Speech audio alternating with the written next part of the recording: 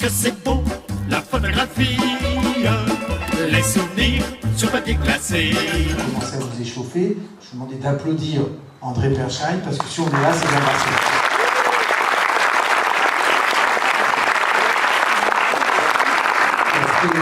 Eric Jousse est là, on vous présenterait après, on le fera, mais on pourra aussi les applaudir.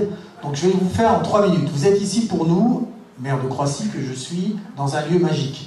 C'est le poumon culturel et patrimonial de la ville de Croissy-sur-Seine.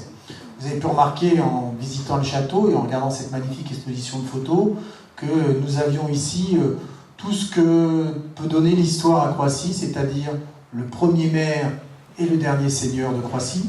Quand vous descendez l'escalier qui est juste en face, qui est derrière vous, vous arrivez sur la Seine. Quand vous tournez un petit peu la tête et que vous regardez 80-90 mètres sur la gauche, vous aviez ce qu'on appelait avant la Grenouillère. Et donc, bien entendu, dès qu'on vous dit la Grenouillère, vous pensez Monet, vous pensez Manet, vous allez penser Pissarro, vous allez penser Renoir. Et si vous faites 400-500 mètres un petit peu plus loin sur la gauche, vous arrivez à la maison Fournaise et bien entendu le chemin de fer qui reliait Paris et Saint-Germain et de toutes les années d'impressionnistes. Tout ça simplement pour vous dire que vraiment c'est un lieu magique. Si vous parcourez les berges, il faut rendre grâce à tous les maires qui étaient avant moi à Croissy.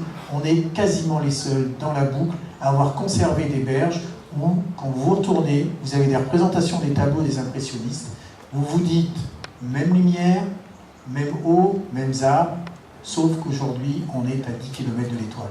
Franchement, c'est notre première grande exposition avec Épicure, on en est très fiers. Et on est encore plus fiers parce que le premier invité, c'est un Catovien, c'est donc une personne qui fait partie de la boucle et qui habite à 500 mètres d'ici. Donc c'est vraiment magnifique. Alors, la question qu'on se pose, nous, c'est qu'on voudrait connaître votre parcours pour devenir comme ça reporter photo, pour faire toutes ces photos merveilleuses, bien sûr des photos de studio, mais aussi des photos qu'on voit dans la rue, vivre cette immense carrière telle qu'on l'a, rencontrer autant de personnalités dans tous les domaines. On est avide que vous nous racontiez comment ça s'est passé. Je vais essayer d'être bref, parce que pour moi, de faire ce métier de photographe, ça a été une énorme chance. Et voilà, et puis ils m'ont appelé à la gendarmerie, et puis ils m'ont dit, mon gars, si tu veux t'en sortir, trouver un métier, il faut que tu t'engages à l'armée. Je fais donc 7 ans d'armée. Mais j'ai beaucoup travaillé à l'école militaire, parce que je n'aime pas être dernier. Donc je suis sorti 2e de promotion dans l'armée de l'air, et il fallait choisir un métier dans l'armée. Et il y a un garçon qui me dit, t'es 2e de promotion, tu devrais, il y a 5 places pour la photo, tu devrais choisir la photo en dehors toute la journée dans les labos. Et c'est la seule raison pour laquelle je suis devenu photographe. Absolument. Et il m'a ajouté en dehors toute la journée dans les labos, et j'ai dormi toute la journée dans les labos au début. J'avais la marque de mon pull à vert, les mailles de mon pull à vert sur le front. Mais ça m'a plu tout de suite. Quand j'ai vu la première fois que j'ai vu une photo sortir du bain, j'ai dit, ça c'est pour moi. Et donc, il fallait que je fasse 5 ans d'armée pour payer l'école, que j'ai fait d'une manière assez chaotique, mais j'ai eu la chance. Vous êtes photographe? Je dis, bah, je suis photographe de la base, oui. Il me dit, parce que moi je fais le journal de la base, je fais mon service militaire, et il se présente, il me dit, je suis Jean-Marie Cavada. Je ne sais pas si ça vous dit quelque chose. Et il me dit, je fais le journal de la base, est-ce que tu veux faire les photos des remises de décoration et tout ça? Et je lui dis, oui, bien sûr. J'ai fait ça, puis un jour il me dit, je vais photographier à Paris Rick Azaray, et ça a été mon premier reportage. Et ensuite j'ai fait Johnny Hallyday. Ensuite j'ai fait Eddie Mitchell en faisant permission à Paris. Pour finir, le dernier reportage militaire fait, c'est Mireille Mathieu. Voilà. Et donc, avec beaucoup de photos de Jean-Pierre Melville qui dirige, mais ce personnage était très impressionnant, avec son chapeau de cow-boy, ses lunettes, ses Ray-Ban, c'était une terreur. Il appelait les comédiens monsieur. Alors monsieur, c'était très impressionnant. Et à un moment, il y a une pause, il vient vers moi, il me dit, écoutez, cher monsieur, je voudrais que vous me fassiez une photo spécialement pour moi. Alors, monsieur Delon, s'il vous plaît, monsieur Bourville, monsieur Perrier, vous êtes à la disposition de M. Perlstein pour faire une photo. Alors là, je ne sais plus où je suis.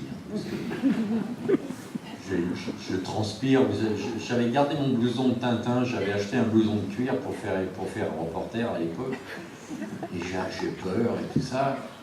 Et là, il y a un machiniste. Je ne sais pas si quelqu'un connaissait le milieu du cinéma. Mais les vrais personnages du cinéma, ce sont les électriciens, les ouvriers du cinéma, qui ont tout vu dans le cinéma. Ils connaissent tous les acteurs, de Jouvet en passant par Gavin, ils les connaissent tous. Ils connaissent tous les secrets.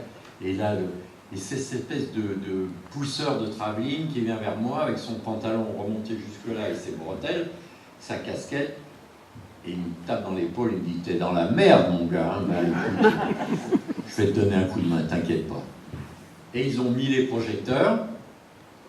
Melville, exceptionnellement, a enlevé ses lunettes alors qu'il ne les enlève jamais. J'ai mon ami Joël Madi qui est au fond de la salle, je crois. Je lui ai donné la photo en premier parce que c'est un amoureux de Jean-Pierre Melville. Donc j'ai fait la photo, je me suis accroupi, j'ai pris mon grand angle et les acteurs m'ont beaucoup aidé. J'y suis pour rien en fait. Ça a été automatique, disons, étant sous la coupe de Melville, ils ont pris une attitude de. Si vous avez vu le cercle rouge, c'est une attitude d'un film policier, vous voyez. Je me suis baissé, j'ai fait 10 photos peut-être, et puis j'ai arrêté. Et puis alors Melville me dit, vient vers moi, il me dit naturellement les photos demain matin à 8h. Hein.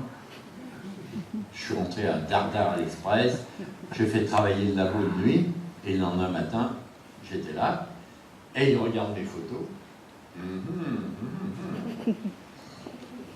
Bien, je téléphone à François, je vous garde.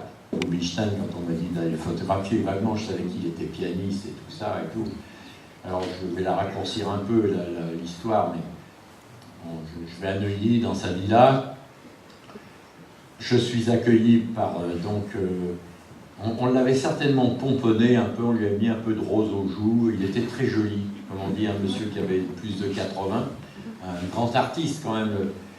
Et je vais raccourcir parce qu'il y a des choses, mais il me dit avec son accent de l'Europe de l'Est, s'il vous plaît monsieur, asseyez-vous à ma droite parce que je ne vois plus au centre. Il y avait un problème, donc je me suis arrivé et il me dit, comment vous appelez-vous? Alors je dis, je m'appelle André Perlstein. Ah, vous êtes juif. Alors vous êtes intelligent. Alors ne faites pas comme tous ces imbéciles des photographes qui me disent « Monsieur Rubinstein, souriez, faites-moi plaisir, faites-moi rire. » Et ça, j'en ai encore des frissons quand je le raconte, parce que j'ai plus jamais demandé dans mon métier de quelqu'un de sourire. J'ai plus jamais demandé à quelqu'un de sourire en photo, mais même à la suite de cette photo. Parce que j'ai compris quelque chose, il fallait avoir quelque chose en plus pour... Je veux dire, le photographe, c'est un manipulateur, hein, en général. Et j'ai compris que pour vraiment bien manipuler les gens, il fallait... J'ai pris des cours d'art dramatique et ça m'a...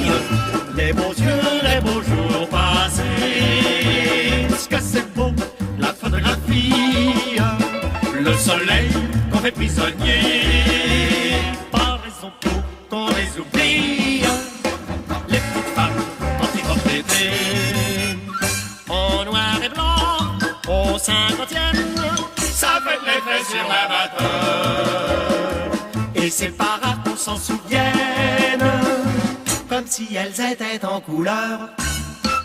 Ce que c'est beau, la photographie, bougeons plus, l'amour va passer.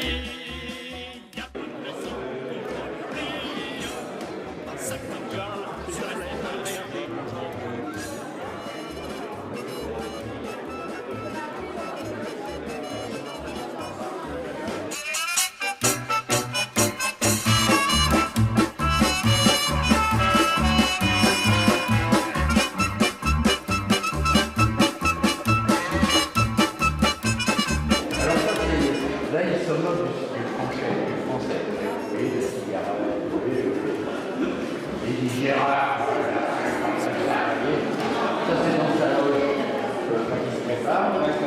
Et là, c'est un moment très romantique où ils montrent, parce qu'ils jouent de tous les instruments, ils jouent avec des violons. La photographie, on choisit l'instant et l'endroit, pas de raison pour qu'on les oublie, les petites femmes en petite robe à toit. En noir et blanc, on voit pas comme Ça fait de l'effet sur l'amateur. Mais qu'une main ouvre l'album et tout se retrouve en couleur. Ce que c'est beau, la photographie. Touchons plus, la bombe va passer. 1, 2, 3, c'est la plus jolie. Agrandie, vous l'encadrerez. ne bougeons plus. Attention, 1, 2, 3, j'appuie. On sourit pour l'éternité.